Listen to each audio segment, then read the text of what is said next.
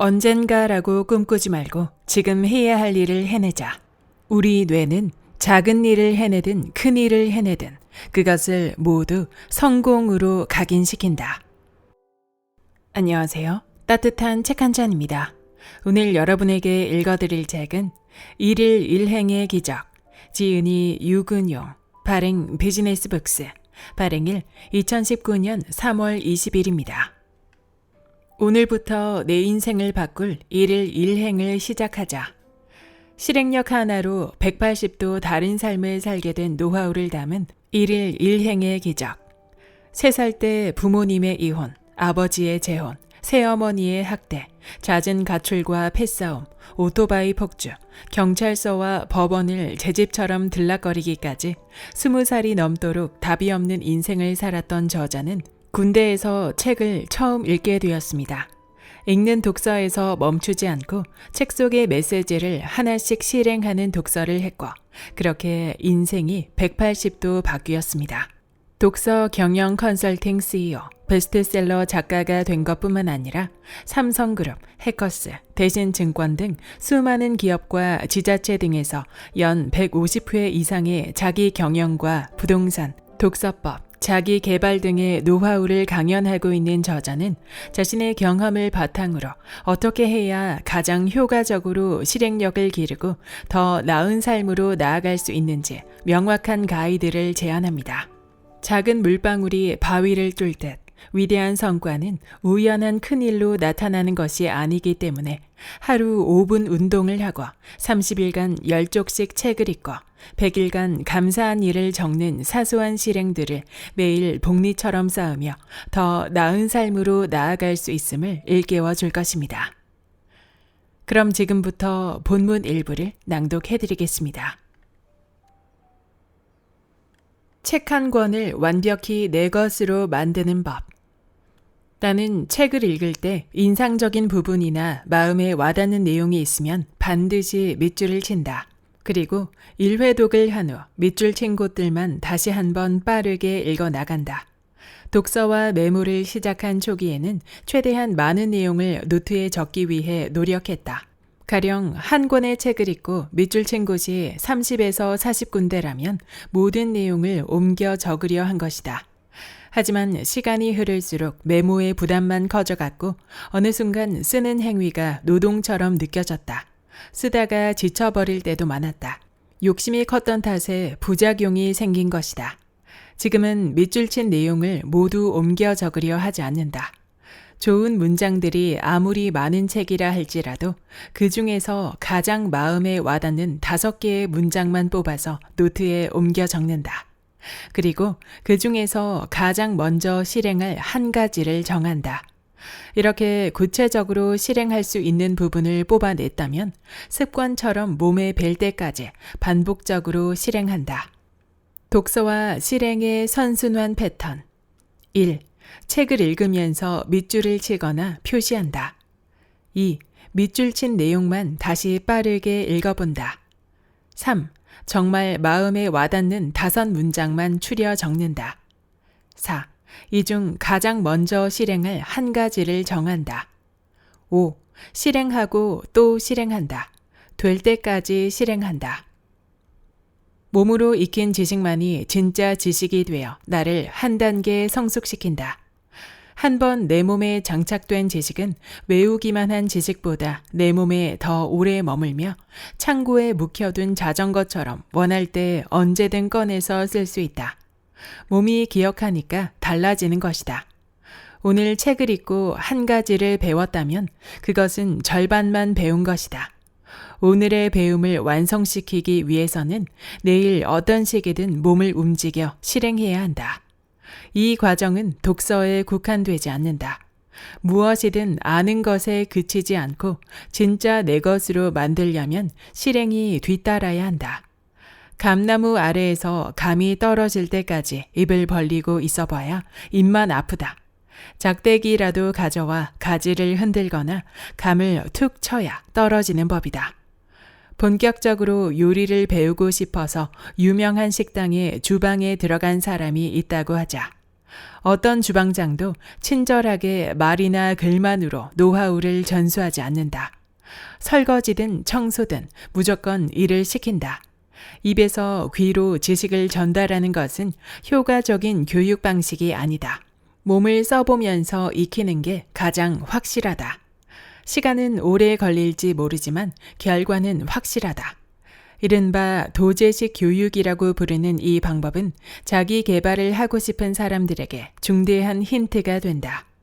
그야말로 밑바닥 인생이던 내가 억대 연봉 CEO가 되니 주변 사람들이 하나둘씩 실행력의 비결을 묻기 시작했다.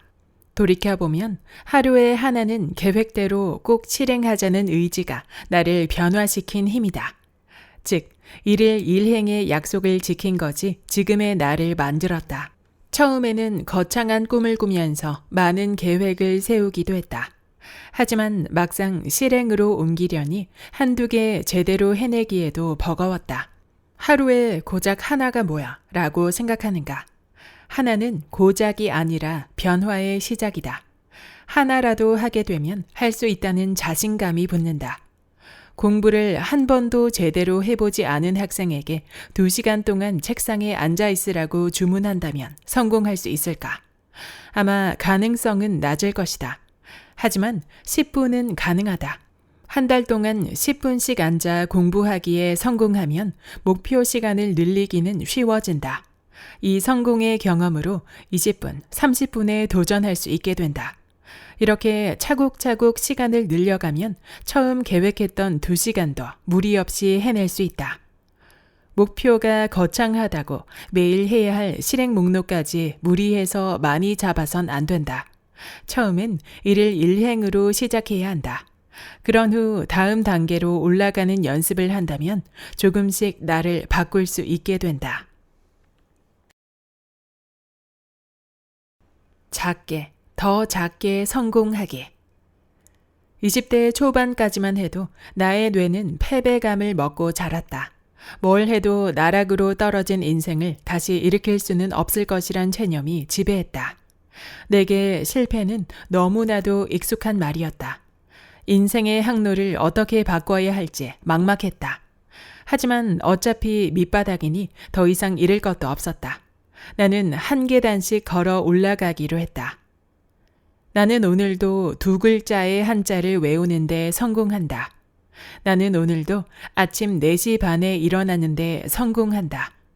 나는 오늘도 책 한 권을 읽는데 성공한다. 나는 오늘도 책 한 권을 읽고 밑줄 친 노하우를 실천하는데 성공한다. 나는 오늘도 하루 동안 벌어진 일들을 노트에 정리하는데 성공한다. 100마디의 말보다 한 번의 실행이 중요하다. 눈앞에 작은 것부터 실행하면서 작은 일에도 성공이란 이름을 붙였다.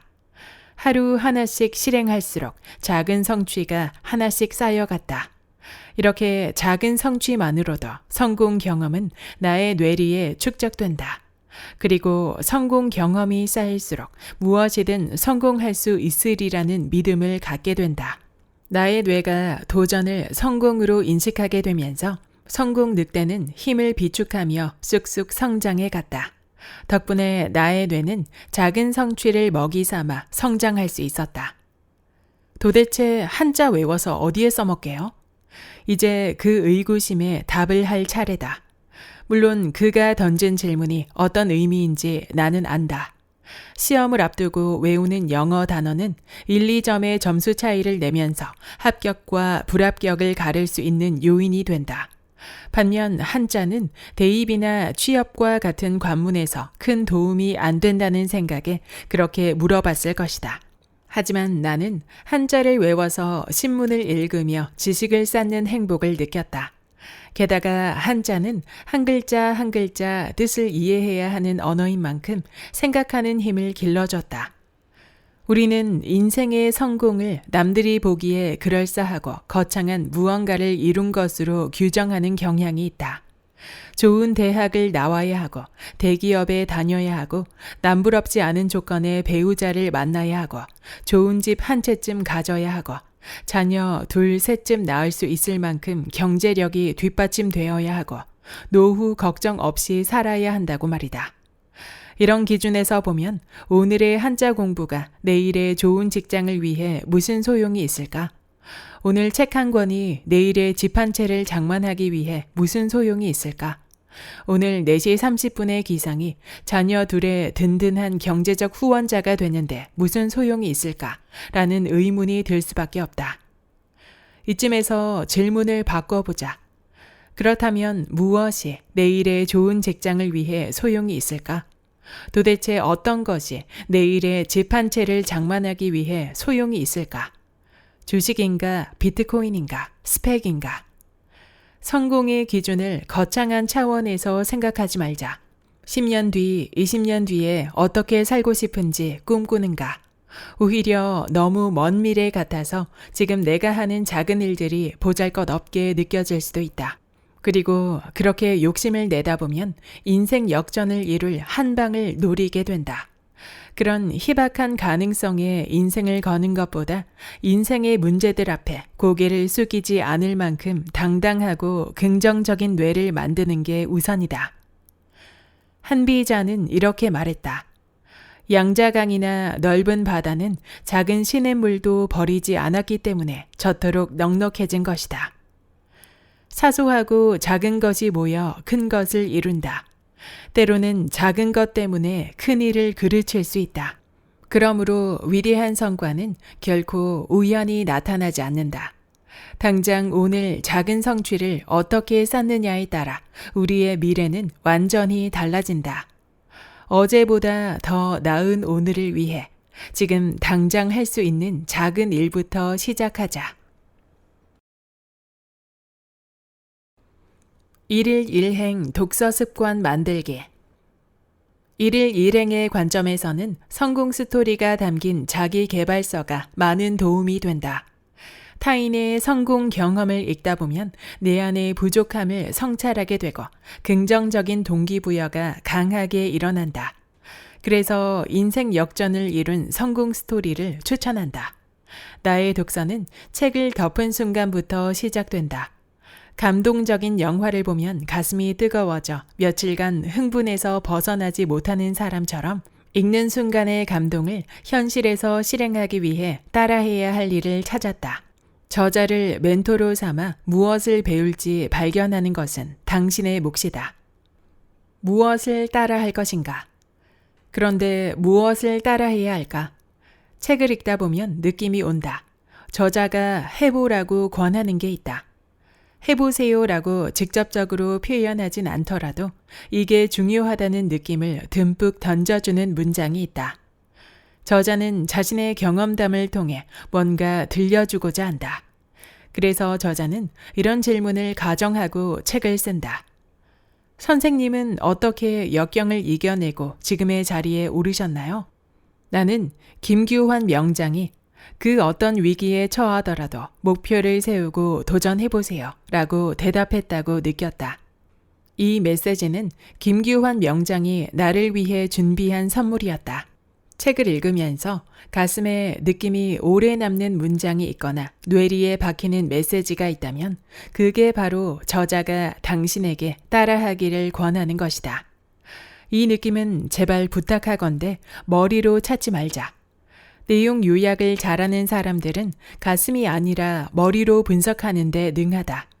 하지만 저자의 이야기를 종합하면 주제 A가 제일 중요해 라고 머리로 정리할 게 아니라 가슴의 소리를 듣는 것이 중요하다. 단 느낌이 오지 않더라도 따라해야 할 게 있다. 자꾸만 되풀이되는 메시지다. 흥미롭게도 자기 개발서는 유사한 메시지를 되풀이하는 경향이 있다. 이걸 어떻게 해석할 것인가는 사람마다 다르겠지만 나의 경우 배울 작정으로 책을 읽었기 때문에 중요한 내용이니 되풀이 되겠지라고 이해했다. 그런 메시지는 설령 느낌이 약하더라도 모방하려고 애썼다. 이렇게 저자의 메시지를 모방하면서 내 몸에 장착한 습관들은 다음과 같다. 아침 일찍 일어나기, 긍정 마인드 갖기, 감사 일기 쓰기, 목표 만들기, 답을 내 안에서 찾기. 저자가 답을 내 안에서 찾아보라고 했다면 실제로 책을 읽은 뒤에 실행에 옮겨보자. 책을 읽는 목적은 사람마다 다를 것이다. 누군가에게는 책 읽기의 목적이 재미일 수 있지만 누군가에게는 당장의 유익일 수도 있다. 나에게 책 읽기의 목적은 즐거움을 누리는 데 있지 않았다. 독서 자체의 즐거움은 부수적인 것일 뿐 자기 혁신에 더욱 관심이 많았다. 그래서 책이 시키는 대로 직접 해보기에 목을 맸다. 1일 1행 재테크 습관 만들기. 돈이 되는 독서법. 만약 당신이 부동산에 투자하기로 마음먹었다면 책으로 기본 지식을 쌓는 것에서부터 시작하면 좋겠다. 특강이나 사회차 정도의 강의도 좋다. 아무런 지식과 정보 없이 맨바닥에 헤딩하는 건 시간 낭비다. 오히려 얄팍한 지식의 함정에 빠질 수 있다. 조금 안다는 사람의 이야기를 따르다가 낭패를 봤던 경험이 한 번쯤은 있을 것이다. 책은 공인된 지식을 담은 좋은 코치다. 2017년 4월 10일 나는 자주 들르던 카페에서 신간 출간 소식을 접했다. 2016년에 대한민국 부동산의 미래라는 책을 흥미롭게 읽었는데 그 책의 저자인 김장섭 소장의 신간이었다. 제목은 한국의 1,000원짜리 땅 부자들이었다. 내 시선은 땅이라는 단어에 꽂혔다. 그때 나는 11채의 집을 소유하고 있었지만 수익률이 생각만큼 높지 않다는 사실을 알고 토지 쪽으로 관심을 돌리는 중이었다. 바로 김장섭 소장의 신간을 구입했다. 요즘 인터넷 서점은 당일 배송이 가능하기에 신속하게 책을 받아볼 수 있다. 덕분에 책을 주문하고 몇 시간 후 받아서 퇴근길에 읽기 시작했다. 지하철 왕복 2시간을 활용하여 이틀 사이에 빠르게 한 차례 읽었다. 사실 같은 부동산이라도 종목이 달라지면 새로 배워야 할 게 많다. 그럼에도 첫 완독은 속도를 높였다. 일명 속독으로 불리는 빠르게 읽기다. 한 페이지를 몇십 초 이내로 끊어서 읽는 게 우리가 아는 속독법의 핵심이다. 그러나 책 읽기의 목표가 빨리가 되어서는 곤란하다. 여기서 말하는 빠르게 읽기의 목적은 시간을 줄이는 데 있지 않으며 책의 핵심 메시지를 포착하는 데 있다. 간혹 진도가 느려서 읽고 있는 책의 전체 그림을 놓칠 때가 있다.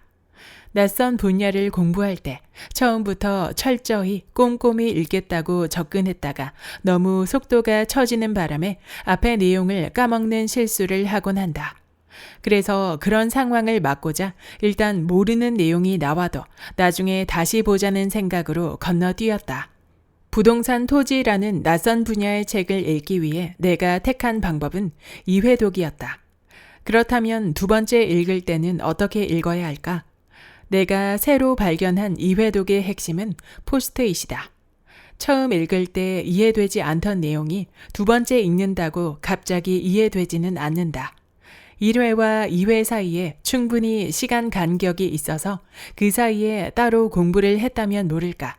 대개는 별 차이가 없다. 다만 1회독을 통해 전체 그림을 알게 되었으니 2회독 때는 길을 잃을 염려가 없고 복습하는 효과가 있어서 내용이 또렷해진다. 그러나 여전히 잘 모르겠다면? 모르는 내용을 만날 때마다 나는 포스트잇을 붙인다. 두 번째 읽는 것이지만 더 꼼꼼히 읽게 되니 시간도 더 걸린다. 실제로 한국의 1,000원짜리 땅 부자들의 경우 2회독에 걸린 시간이 총 3, 4일이었다. 포스트잇을 붙이는 이유 중 하나는 이 책을 3회독까지는 하지 않겠다는 뜻이다. 책을 더 읽어봐야 고개를 갸웃거리게 했던 내용을 완전히 알 수는 없다. 그러므로 책을 옆에 두고 포스트잇을 붙인 페이지를 넘겨보면서 인터넷 검색을 활용해야 한다. 이 과정을 통해 포스트잇에 적은 질문들을 하나씩 해결하면서 뜯어낼 수 있다. 블로그 이웃을 적극 활용한다. 재테크와 부동산 공부를 습관화하는 방법 가운데 하나는 블로그 이웃을 활용하는 것이다. 책을 읽고 마음에 드는 저자를 만나면 그 저자의 블로그로 달려가서 이웃 신청을 한다. 아침에 눈을 뜨면 스마트폰으로 블로그에 접속해서 그날 올라온 새 글을 읽으며 공부한다. 대개는 지역 분석 내용이 많으며 모두 읽는데 30분에서 1시간 정도 걸린다. 오전 공부는 그렇게 일과로 만들어두고 시간이 나면 고수들의 블로그를 방문하여 예전 글도 읽어본다. 사실 부동산 투자라는 건 타이밍이 중요하기 때문에 예전 정보는 값어치가 거의 없다. 그러나 투자 마인드는 다르다. 그 사람의 투자 원칙이 무엇인지 살펴보려면 예전 글을 읽는 게 좋다. 투자 원칙을 정하는 것은 중요하다. 처음에는 월세 없는 갭 투자만 하자고 생각했는데 그렇게 하다 보니까 고정 수익이 없어서 자금에 쪼들리는 상황에 부딪혔다. 마침 그때 월세 수익에 대한 투자 원칙을 갖고 있는 사람을 만나면서 그의 투자 원칙이 보다 합리적일 수도 있음을 납득하게 되었다. 그 후 내가 완전히 납득할 수 있는 상태가 되자 투자 원칙을 조정했다. 마지막으로 재테크 책을 손에 잡히는 곳에 놓아두라는 조언을 하고 싶다. 책상이든 바닥이든 화장실이든 어디든 좋다. 펼쳐두어도 좋다. 다만 깨끗이 정리해 책장에 넣어두지 말자. 책은 언제든 손이 닿는 곳에 있어서 수시로 볼 수 있어야 한다. 그래야 다른 곳으로 향하는 내 마음을 붙들어두는 효과가 있다. 책과 함께 밥을 먹고 책과 함께 잠을 자면 더 많은 지식이 내 것이 된다. 369 법칙.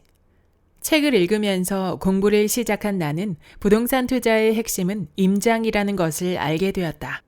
임장은 현장에 나가본다는 뜻이지만 그 목적을 놓고 다시 풀이하면 물건 보는 눈을 키운다는 뜻이 된다.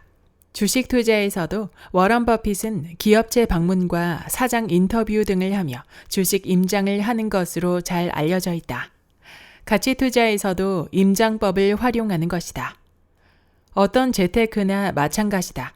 직접 모은 자료를 바탕으로 이 물건이 어느 정도 값어치를 지니고 있는지, 향후 가격이 얼마나 오를 것인지 감을 잡을 수 있어야 한다.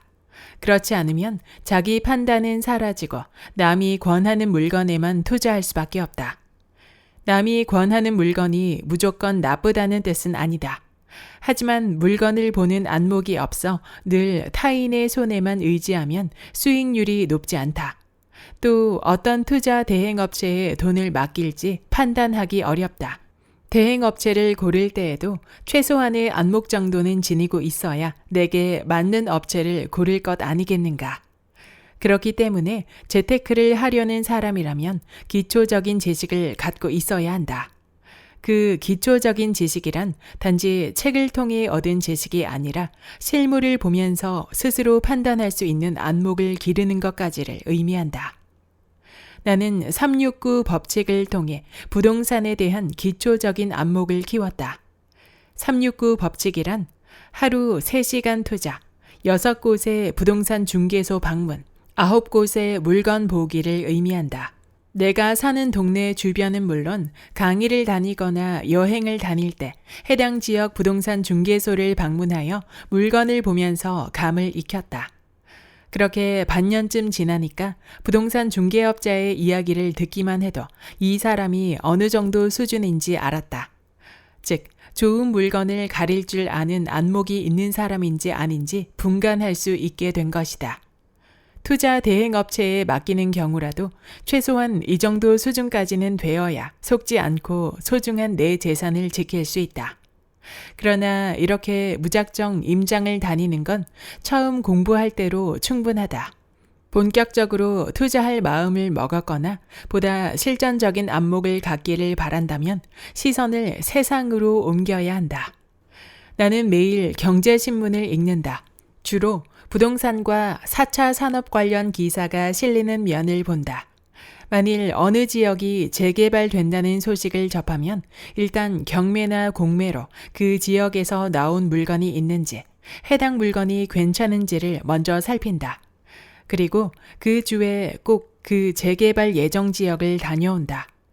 부동산 중개소에 들러 소식도 듣고 직접 개발 지역을 찾아가서 분위기도 살핀다.